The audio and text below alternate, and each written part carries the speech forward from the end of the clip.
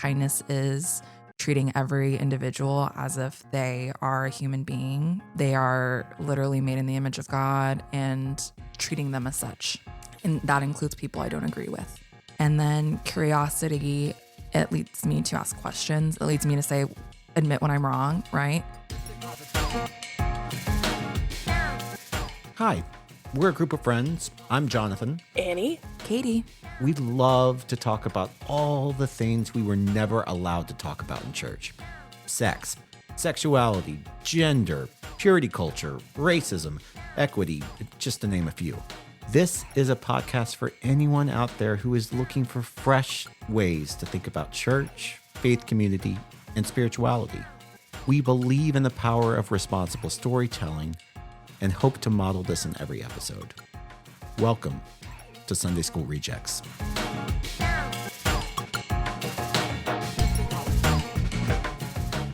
Welcome back. How is everybody?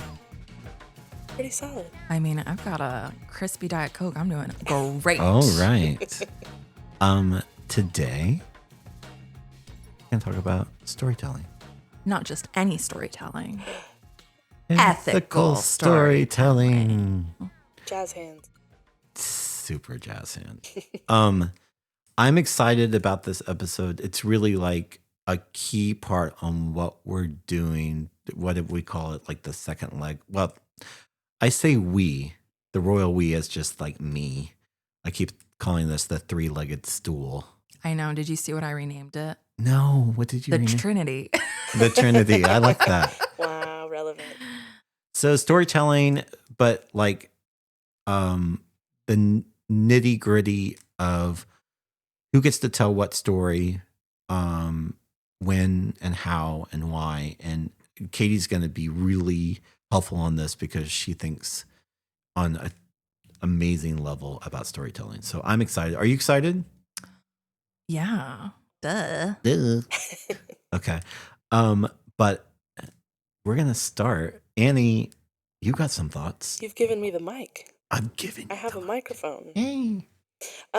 Yeah, I feel like I have so many thoughts on storytelling. But the big one that I'm initially thinking of is how natural storytelling comes to literally all of us. It's something, it's part of our neurological makeup as humans to try and make our existence and our reality make sense. We are all naturally at all times trying to tell ourselves a story that makes sense. And sometimes that's really helpful. Sometimes that's not very helpful. I think of this is in large part kind of what separates us from, animals. We can cognitively think about what is happening to us and how to make that make sense in a way that we can keep going forward. I think I'm not a science person. My degree is in art. I have an art degree. But I heard this on a podcast once. So I'm just retelling it to you now. Just pass it off like it's your own. You know what I mean? Steal it. But it stuck with me because that's just so true to my experience too. And sometimes to my own demise, I tell myself sometimes the worst story I can think of. And I know that my brain is doing that to protect me, right? It's trying to protect me from hurt, like getting hurt. Pain, yeah. Yeah, like if I have an interaction with someone, or I know I'm going to have an interaction with someone, sometimes my brain is thinking of everything that could go wrong in order to prepare myself for if those things go wrong and how I might respond, like already have a plan of action on how to respond to that. This might not make sense why I'm talking about this right now. Okay. But in terms of like, we're talking about ethical storytelling, especially as a biblical concept, I think that we have always tried to tell a story to take us to an intended point. Sure. And I think that that's especially true of the Bible. If it was written down, maintained, often, ancient tradition was very much oral storytelling. We start by they were just telling these stories, but the ones that stuck, there was a reason that they stuck. It resonated with how people viewed themselves, how they interacted with each other. how they interacted with God and the world and all the things that were happening around them. And so the fact that it made it to this canonized text, especially when we're thinking about like the Hebrew Bible, Mm-hmm. we have to remember that there was a point to the story always. Mm, Even when I think about like the rules in Leviticus, which have always been so boring, Yeah. sometimes when you put them in context, it's actually really fascinating. mm. Like a lot of the rules around hygiene, that was like early healthcare, Oh, yeah. right? um, Yeah. yeah, Well, I mean, we, I feel like the most, not recent, but like direct comparison to that is Jesus told parables, yeah. Oh, totally. right? Hmm. So it's that storytelling, like to get from point A to point B, and just like, so what did we learn? Yeah. Yeah, I always like to imagine these Hebrew Bible stories, especially those Genesis, Exodus stories, being told for generations, just like around a campfire before somebody finally decided, oh, maybe we should write this down. Mm, Mm-hmm. And how much that just seeped into the culture, into those communities from generation to generation. And yeah, the ones that stuck, hmm. because there's likely stories that were told and they're like, that's not really a good one. But these early civilizations, cultures trying to make meaning out Mm, of the things that are happening around them. Mm-hmm. Like, how do you explain like a comet in the sky? Sure. mm. Or just explain the stars, which obviously, wouldn't you like to be live back then where there's like no light pollution? Wow. Holy cow. So yeah, I always like to think about, and even like the early uh Jesus movement, the gospels are not written until years after. Mm, So they're also in small little house churches, freaked out that, this, they've got a dangerous sect, um and but still telling these stories that have so much meaning for them. yep. And I even think, like, kind of fast forwarding into present day, when you think about the weight that these stories, like, I'm especially thinking about the Genesis story right now and how important that was to how people viewed themselves in the, like, that was a heavy hitting story. Mm, Obviously, it, has existed for thousands of years. And so often, I think there are groups of Christians who will take texts like that and they'll pick out, like, it's Adam and Eve, not Adam and Steve. You know what I mean? Like silly things like that, where we have forgotten that there is this overarching important point that meant something to a specific group of people in a very specific context. And we lose the weight of certain stories when we take it out of its context and when we don't take those things seriously. It just becomes a cliche phrase meant to jab at people. You know what I mean? mm, Like, yeah, and that's annoying to me as someone who genuinely wants to take the biblical text seriously. You have people who claim to be taking it really seriously, but there's not that effort to understand the story of it all, the long lasting, deeper meaning behind these words that we still have. yeah. So let's get into it.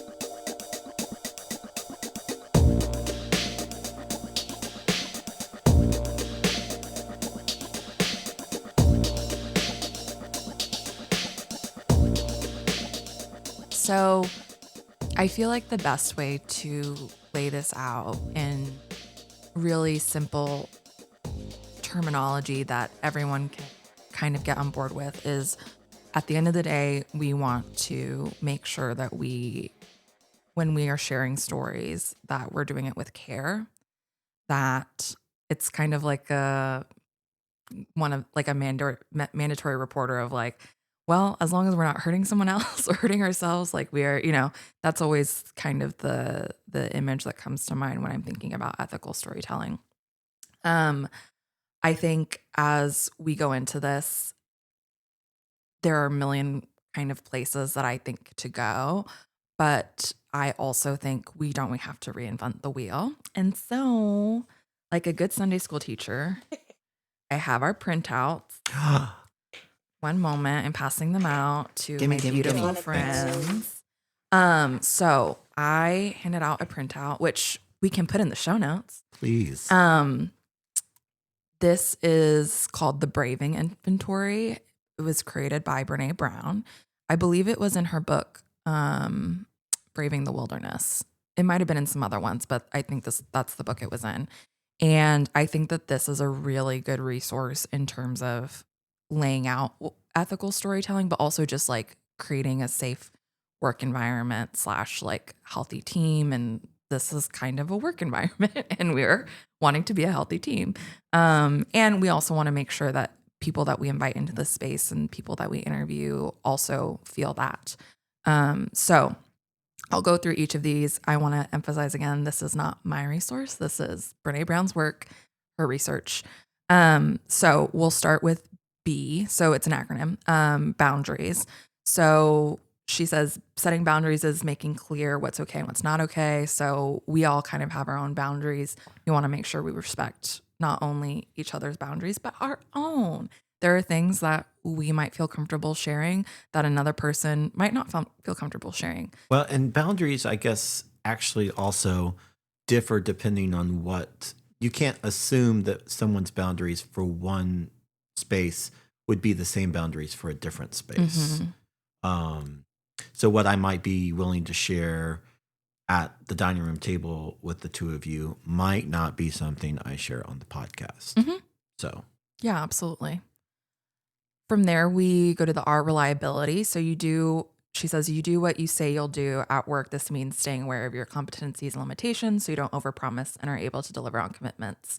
For us, I think reliability is we practice what we preach, right? So if we're saying that we are going to do ethical storytelling, then we must do it. Accountability is the A. You own your mistakes, apologize, and make amends. I don't know about you guys, but I make mistakes all the time. I don't believe that. Girl, I know. But I think it's important for those who are listening to know we are not going to get it right every single time. I would love it if that were the case. I would love to never hurt anyone's feelings. I would love to never mess up again. That sounds great. But that's not reality because we are human beings. And so if we mess up on something, if we say something incorrect, whatever it is, we're going to own it. We're going to apologize. We're going to make amends and we circle back. And I think that's a lot of work. I think it sounds really easy in practice, but actually carrying it out is something that takes a lot of integrity, which is another word that we'll get back on into. Oh my gosh, you're getting ahead. I know. There's so many that connect to each other, right? So when I was thinking about boundaries, I was thinking about this next one called vault. So she says you don't share information or experiences that are not yours to share. And I think that goes hand in hand with boundaries. So we're not telling other people's stories. We're not sharing things that are not ours to share. I'm not going to come on here and say, well, my sister had this experience. Like, that's not fair and it's not mine. I'm talking about me, my experiences, my perspective, right? Obviously, we can bring in other perspectives, and that's kind of what we're doing with some of these interviews, right? But we're not speaking on behalf of anyone else. Now we can jump into integrity. So choosing courage over comfort, choosing what is right over what's fast, fun, or easy, and practicing your values, not just professing them. I think that in today's world, all we want is fast and easy because we have everything almost at our fingertips. But at the same time, it takes a lot of courage to slow down and think through things before we say them. As Annie and I said in the car the other day, we were like, you could just not say anything. It's always an option. It's always an option, especially if it's the other thing. If you don't know, then don't. And it's really easy to mess up in that way. And that's where, again, accountability comes back. It's like, so if we do mess up because we weren't thinking with integrity or speaking with integrity, we come back, we apologize, we make amends. From there, we go into non-judgment. I can ask for what I need and you can ask for what you need, and we can talk about how we feel without judgment. So, for example, with this, I was telling Jonathan, like, hey, this is kind of where I'm at capacity for today. Um, I don't know if I can record for this many hours or whatever it was, right? That's me saying what I need. It's really vulnerable to say what you need, but it's also really helpful and really clear and kind. And I think the idea of us together is to try to be clear and kind. And that also means that if you're listening right now and you listen to a future episode and you're like, ooh, I don't know if I can listen to this right now, that's okay. You do what you need to for yourself and treat yourself with our last letter, generosity. Let me just say real fast, I would encourage you to binge this podcast, but you don't have to. We're going to have a lot of episodes. Like if you just want to listen to it all in one day, that's incredible. But also like if you don't need to listen to an episode at that time. Yeah. I see. Yeah. I think we're going to be binge worthy, but also don't do it if you don't want to. Know your boundaries. Yes, boundaries, very important. Okay, in our last letter, generosity, extending the most generous interpretation to the intentions, words, and actions of others. And I would say ourselves. My counselor is very good about reminding us, like, and what if we were generous with, what if you're generous with yourself, Katie? And I'm like, I don't want to be. For this, I often think about actually an anecdote that I heard from Brene Brown. This doesn't feel like I'm sharing her story, but like as a resource kind of thing. I think at one point she says that she was asked the question, do I think everyone's doing the best they can with what they have? And I believe she like asked her husband his thoughts on it. And he was like, I don't know. I need to think about that. And he came back later and he said, I don't know if everyone is doing the best they can with what they have, but I do know that when I believe that, like move through the world with infinite, like more grace and kindness and thoughtfulness. And I think that's true. That can be true for anyone. And that's my perspective. I think we really are. I believe in humanity and I want to be generous with humanity and believe that everyone's doing the best they can with what they have. And that includes myself, even on days where I don't feel like it.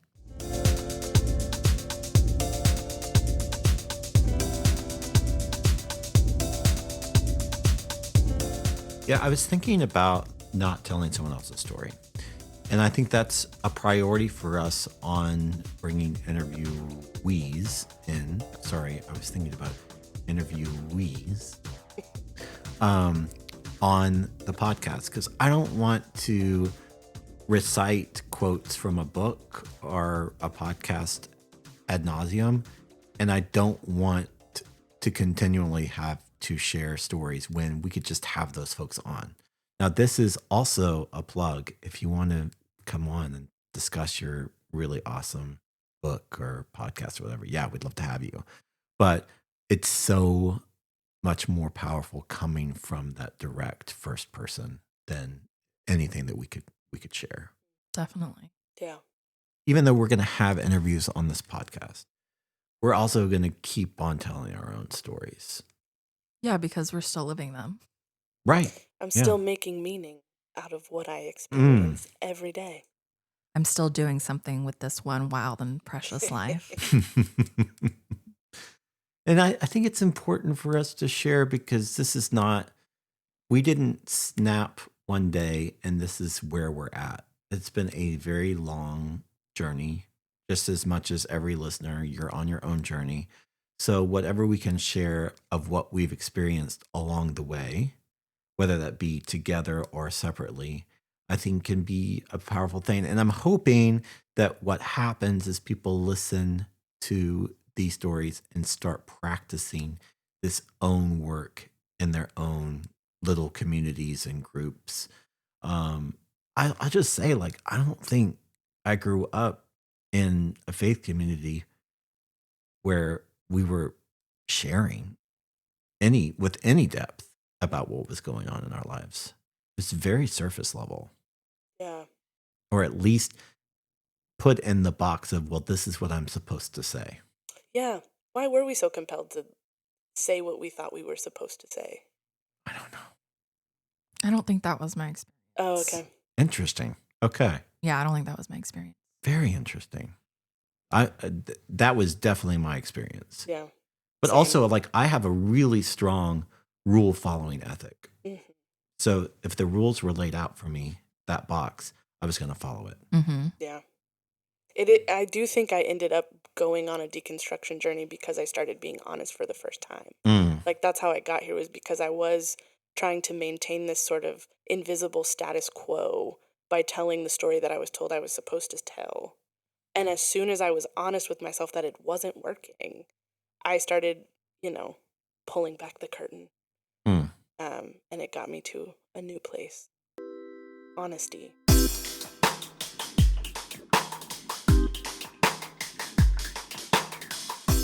Yeah, that's interesting that you would. I don't think I was equipped with the tools to even think that I could ask questions.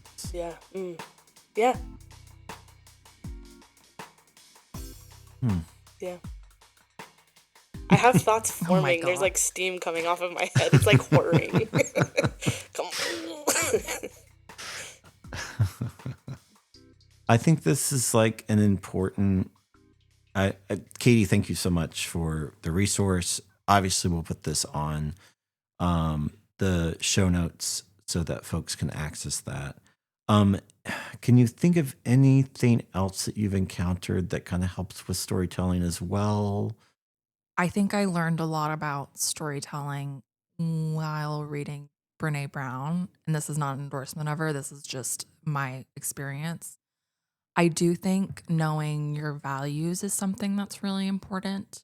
So in her book, Dare to Lead, she actually has, and you can also go online and look it up on her website, but she has a list of, at least 100 different values. And they all are beautiful things, right? And she says, okay, pick 2 and then define those 2. Those are your values. Because at the end of the day, we would love to pick all of them, but like that's not actually how we live like our lives. So for me, my values are kindness and curiosity. And for me, defined kindness is treating every individual as if they are a human being, humanizing them. They are literally made in the image of God and treating them as such. And that includes people I don't agree with. And then curiosity, I think it's really funny because the saying, is curiosity killed the cat, but I think curiosity saves me every single day. It leads me to ask questions. It leads me to consider something else. It leads me to admit when I'm wrong, right? It leads me to being able to apologize when I mess up. It's something that gives me a lot of freedom and gives me that the ability to say more. And I think knowing your values also kind of really helps with storytelling, because then wait, what am I here to do? Because at the end of the day, for me, and this is not y'all's experience, right? This is my experience that I'm sharing.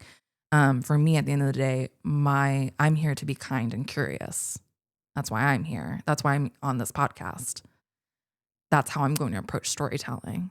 So knowing what those are for yourselves also kind of, I think, leads the way of like, so this is how we're going to move forward.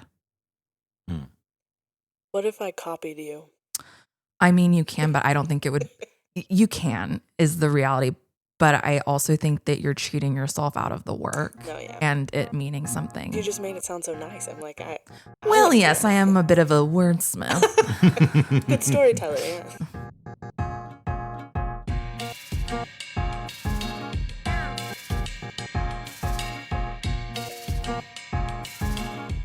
Thank you for joining us for Sunday School Rejects. A huge thank you to all of our sponsors. You can find more information in our show notes. Please go and follow Good Faith Media on Instagram, on Facebook, and follow the rest of the amazing podcasts there. You can reach out to us. Send us feedback and information on how we're doing. Our email is ssr@goodfaithmedia.org, or you can find us on Instagram @Sunday School Rejects.